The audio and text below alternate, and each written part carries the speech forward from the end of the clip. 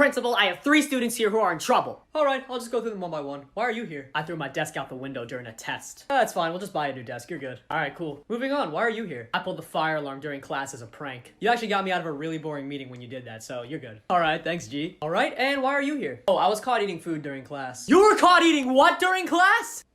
Food? What else would I be? Detention! For eating? Are you kidding? Yes! You should only eat during lunch when we feed you! You want me to eat that? The food you serve us is inedible! Oh, please, you can eat it. No, we can't. It's not like we're giving you prison food. You know, I read prison food is actually better, so... So you're saying this school is a prison now, huh? The way you're running it? Yes. You know what? You just got another detention. Hey, you can't. And that's 3. Dude, stop. 4. Keep it up. I'm just gonna keep adding detentions, alright? Detention. Why? Because I don't like your face. Huh?